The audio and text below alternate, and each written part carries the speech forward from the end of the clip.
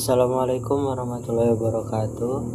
Saya Jefril Fariji ingin menjelaskan tentang hukum haji dan umroh.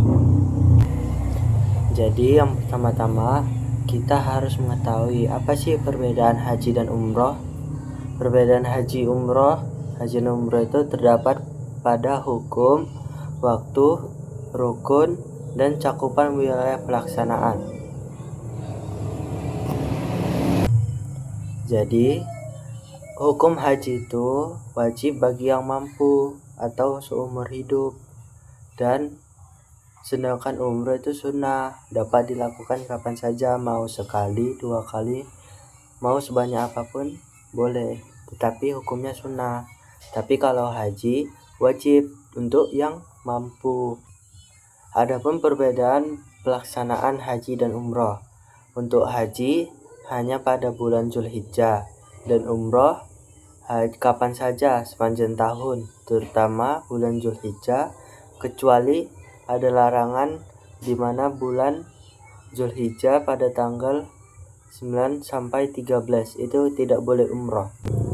Adapun urutan rukun ibadah, pertama haji, yaitu niat ihram, wukuf di Arafah, tawaf, sa'i, dan memotong rambut.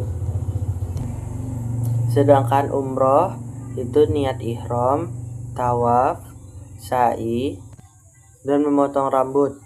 Tidak ada wukuf di Arafah.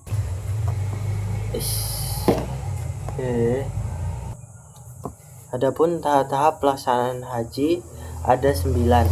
Yang pertama ada ihram. Ihram itu memulai niat dan mengenakan pakaian ihram di miqat atau batas tempat dan waktu. Kedua, wukuf di Arafah. Wukuf di Arafah atau berdiam diri di padang Arafah pada tanggal 9 Zulhijjah dari zuhur hingga maghrib. Yang ketiga, mabit di Muzdalifah, yaitu menginap di Muzdalifah setelah wukuf untuk mengumpulkan kerikil lempar jumrah. Melempar jumlah Aqabah. Pada tanggal 10 Zulhijjah, melempar 7 kerikil ke tugu jumrah Aqabah di Mina. Yang kelima, tahallul awal, yaitu mencukur atau memotong sebagian rambut untuk keluar dari beberapa larangan ihram. Keenam, ada tawaf ifadah atau mengelilingi Ka'bah sebanyak 7 kali di masjid. Keenam, ada sa'i, berjalan atau berlari kecil sebanyak 7 kali antara bukit Safa dan Marwah. 8.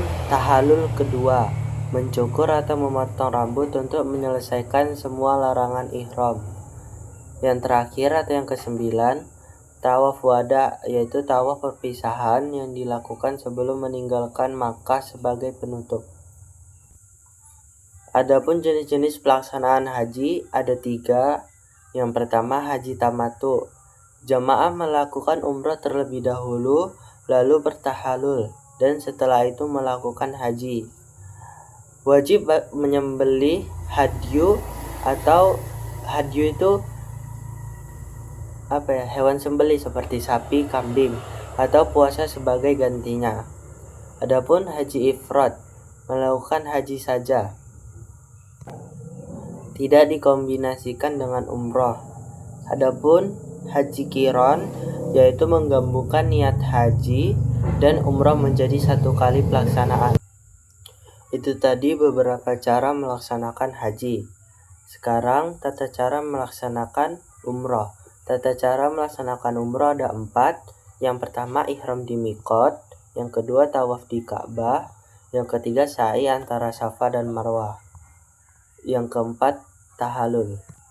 Yang pertama, ihram di miqat. Ihram di miqat dibagi menjadi 3. Yang pertama, mandi dan sholat sunnah.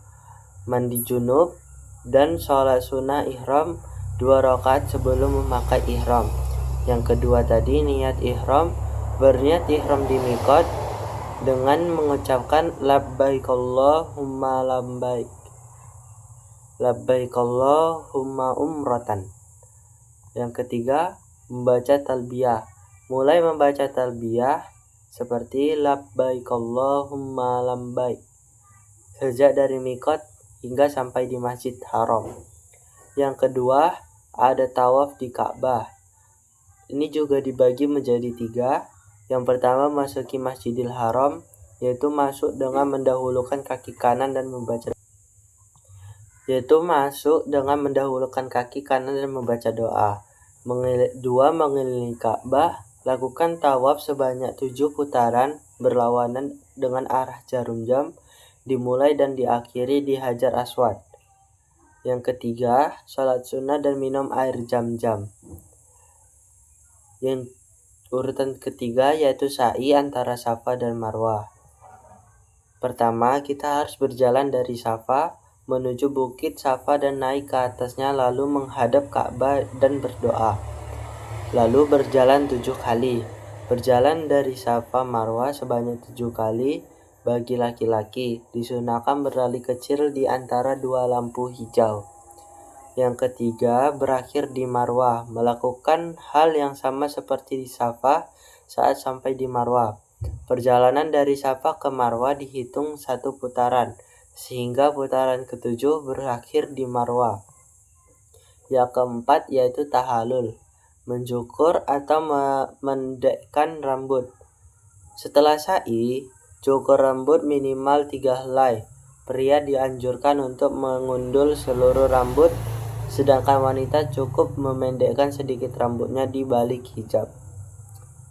Lalu selesai. Setelah tahallul, ibadah umrah selesai dan larangan-larangan ihram tidak berlaku lagi. Terima kasih, itu saja yang bisa saya sampaikan.